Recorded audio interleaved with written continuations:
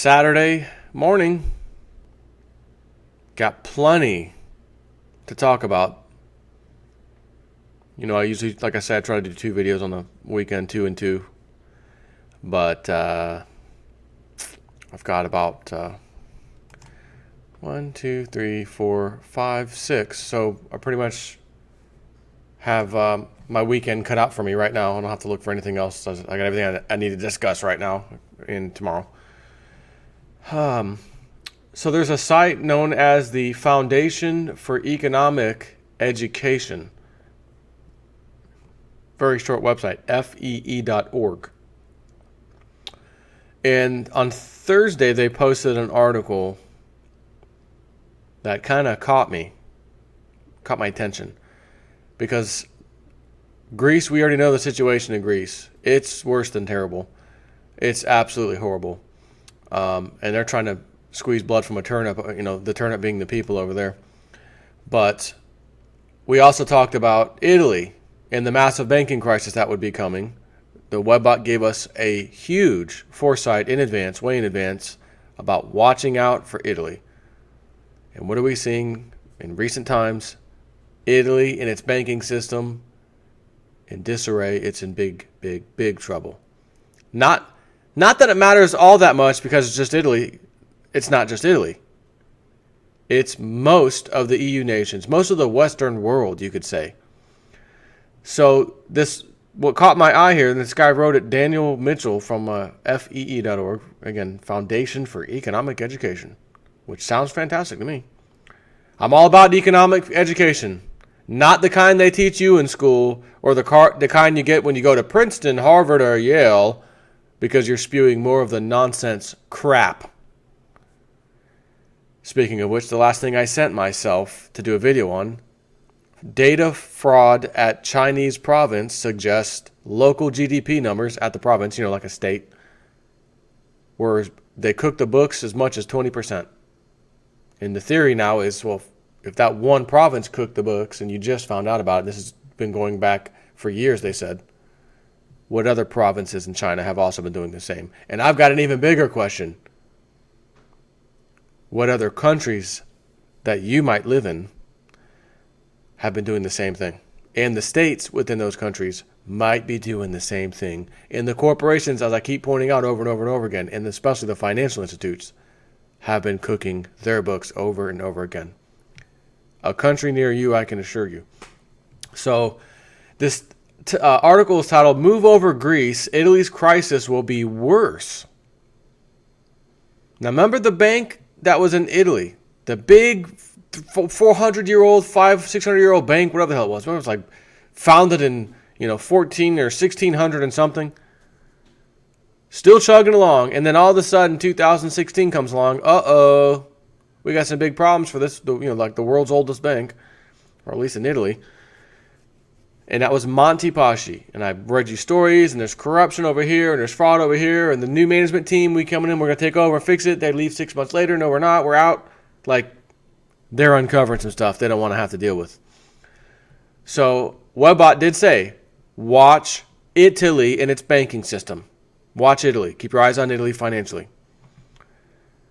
So this article says, earlier last month in a column on my hopes and fears for 2017, I fretted about fiscal chaos in Italy leading to default and bailouts. Simply stated, I fear that Italy, along with certain other Club Med nations, has passed the point of no return in terms of big government, demographic decline, and societal dependency. A little prettier word I might like to use would be the welfare state. And this means sooner or later, and I'll add one, probably sooner than later, the proverbial wheels are going to fall off the bus, and it might be sooner, which is what I just said. Anyways, on shaky ground is the next part of this, what he's titling this thing. Just going to check something real quick. Okay. Thought for 1 second, did I do another one of those things where I started the video, forgot, because I have a little timer that tells me like when 15 minutes is up, because I'm trying to keep it around 15 to 20 minutes if I can help it, even though the last 2 days I've had a video in there at least 30 minutes. Apologize for that, but I was on a roll. Anyways, good news, it's recording. So I don't have to start over. Thanks. So on shaky ground. I don't always agree with his policy recommendations, but I regularly read Desmond Lackman of the American Enterprise Institute because he is one of the best informed people in Washington on the fiscal and economic mess in Europe. In Italy, to be blunt, is in a mess. And this is what this gentleman has said. While the euro could very well survive a Greek exit, it certainly could not survive in anything like its present form were Italy to have a full-blown economic and financial crisis that forced it to default on its public debt mountain. Among the reasons that there should be greater concern about an Italian rather than a Greek economic crisis is that Italy has a very much larger economy than Greece. Being the third largest economy in the Eurozone, Italy's economy is around 10 times the size of that of Greece. Well, hold on, Jason, gotta interject on this one right here. Italy's economy is around 10 times the size of that of Greece now, or before Greece got bailed out 1,400 times and they privatized the entire country and all the islands around it and gave them to their banker buddies. So was it 10 times now or then? I'm just curious, right? I mean, okay. Doesn't matter. You get the point. Equally troubling is the fact that Italy has the world's third largest sovereign bond market with public debt of more than $2.5 trillion. Much of this debt is held by Europe's shaky banking system, which heightens the risk that an Italian sovereign debt default could shake the global financial system to its core. The country's economic performance since 2008 has been abysmal. Indeed, Italian living standards today are around 10% below where they were 10 years ago. Meanwhile, Italy's banking system has become highly troubled, and its public sector debt as a share of gross domestic product, or GDP, is now the second highest in the Eurozone. And here's some of what this same gentleman wrote last year. Today, there would seem to be as many reasons for worrying about the Italian economy as there were for worrying about the Greek economy back in 2009. Like Greece then, Italy today checks all too many of the boxes for the making of a full-blown economic and financial crisis within the next year or two. The Italian economy today is barely above its level in 1999 when the country adopted the euro as its currency. Let me interject here. The euro was touted as taking all these countries and bringing them up, and lifestyles go up. I'm sorry. They've lost 10% of theirs since 10 years ago. As far as I know, the further out in the future technological advance we get, etc., shouldn't the world, generally speaking, shouldn't life get better for everybody? Or at least in the Western world, the ones that are running the show, you could say? You would think so, but nope, 10% below where they should be.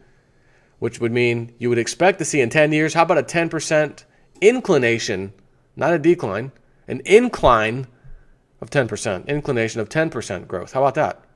As far as, again, the country's economic performance since 2008 has been abysmal. Indeed, Italian living standards, the standard of living, very important to a healthy middle class. Shouldn't it be 10% higher? Which would mean if it's down 10%, it's 10% below where they were 10 years ago, you would expect at least a little bit of growth every year. So not only should it have been up, and if it was up, you get rid of the 10%, it's just flat for 10 years. It should have gained 10% over 10 years, for goodness sakes, which means that's a 20% where it should be. And the only thing you hear is about like Germany or, one of the big power players. Now, how well the euro is. Euro is great for a couple of select countries. The rest of you guys, sorry about your luck. So we're still, since the great global economic recession in 2008 and 2009, the Italian economy has experienced a triple-dip recession that has left its economy today some 7% below its pre-2008 crisis peak level, and its unemployment rate is stuck at over 11%. And I'm here to tell you, not a chance in hell that number's accurate. Governments lie. So if it's 11%, that they're telling you it is, it's far worse. Okay? I don't think I have to argue that point with you. Deficiencies of its ossified labor market that contributes so importantly to the country's very poor productivity performance. As a result, since adopting the euro in 1999, Italy's unit labor costs have increased by around 15%, more than half those in Germany. Italian banks now have around euro 360 billion in non-performing loans, which amounts to a staggering 18% of their loan portfolio.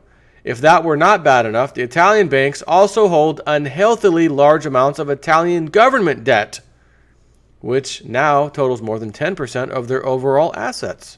The country's public debt level has risen from 100% of GDP in 2008 to 133% of GDP at present.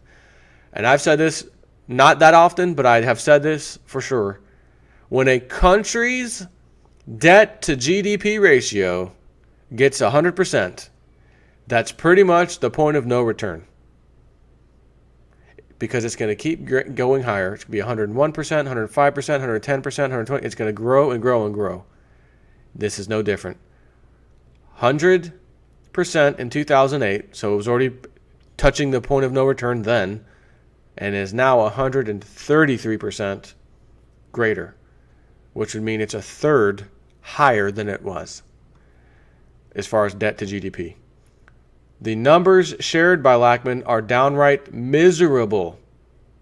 And he's not the only one pointing out that Italy's economy is in the toilet. Because it's showing, and this is, what do we have here? The debt to GDP ratio? What are we looking at? Let me see what this chart is actually showing. Actually, I'm not sure what it is. I'll show you the chart, but I'm not sure what it's actually showing other than some numbers going downward. It's not looking good. Ireland looks okay. But anyways, I shared numbers last year showing the pervasive stagnation in the country. Falling birth rates. So what's the Italian government doing to solve these problems? Is it slashing tax rates? Reducing the burden of government? Cutting back on the red tape? Of course not. The politicians are either making things worse or engaging in pointless distractions. Speaking of which, I'm tempted to laugh at the Italian government's campaign to boost birth rates. Here's some of what's been reported by the New York Times. A government effort to promote Fertility Day.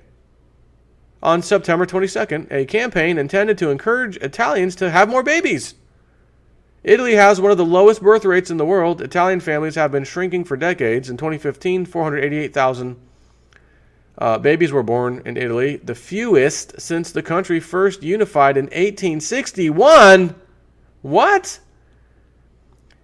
It has one of the lowest birth rates in Europe with 1.37 children per woman compared with the European average of 1.6, according to Eurostat figures. So again, if it's 1.3, even this other stat, the average is 1.6 per woman. That means, and I know obviously you can't have 1.5 children, but bear with me. Let's double that. Let's just say we're going to double these numbers just for the sake of easy math and making it understand really easily. 1.5, it's actually 1.6 is the Eurostat average. So for one woman, 1.5 children are born. So we're going to double that to make it 3 children for every 2 women. But there's also men, husband and wife, right? So if that means there's 1.5 children for a woman, it's safe to say it's 1.5 children for a man and a woman because it takes a man and a woman to have the freaking kid. So you have less, oops, excuse me, didn't mean to pound on that microphone. You have less people being born who have to now carry the government debt, the weight, etc., the debt load of the retirees and their pensions and new government fluff and more government spending and bonds, and the rates got to go up, so the rates go up, so we got to pay more money to the people who we owe the bond money to. But we're doing this on less people who are in the working force because, again, the birth rate says so. This cannot, will not, mathematically certainty here, end well. And that goes for a lot of countries in the EU as well, of course. He says, by the way, I actually commend the government for recognizing that falling birth rates are actually a problem. Not because women should feel obligated to have kids if that's not what they want, but rather because Italy has a massive tax and transfer wealth. Rather because Italy has a massive tax and transfer welfare state that is predicated on ever-expanding population of workers, i.e. taxpayers, to finance benefits to the retirees, which is what I was just saying. You have less people to pull from to fund the retirees. Same problem we have here in America with this thing you might have heard of called the baby boomer issue. Yeah. But old people are living longer now, which is another problem. And low birth rates mean that there won't be enough taxpayers to prop up the Ponzi scheme of big government. And I'll add one, and their broken retirement promises to the retirees. But while the government deserves kudos for acknowledging a problem, it deserves mockery for thinking empty slogans will make a difference. More of the same. Moreover, there's also a problem in the Italian voters, in that the Italian voters have been so conditioned to expect handouts that they think the answer to the problem is even more government. The problem is not a lack of desire to have children, critics of the campaign say, but rather the lack of meaningful support provided by the government and many employers. Quote, "I still feel very offended," said Vittoria Icavele, 37, a journalist and mother of 2 girls, ages 18 and 10. The government encourages us to have... I'm sorry, I thought the quote ended. Let me put that back on for you. The government encourages us to have the babies. And then the main welfare system in Italy is still the grandparents. Italy's government has tried to help families with a so-called baby bonus. You know me, Jason Ford loves handing out bonuses.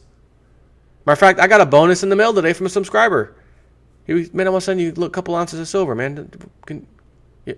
You want to send me a couple ounces of silver? Here's my work address. Thanks, buddy. Got it in the mail today. Some of the Chris Dwayne's stuff. Really, really cool coins.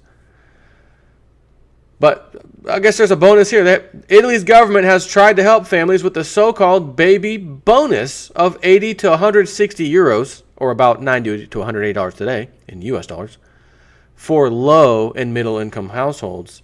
And it has approved labor laws giving more flexibility on parental leave.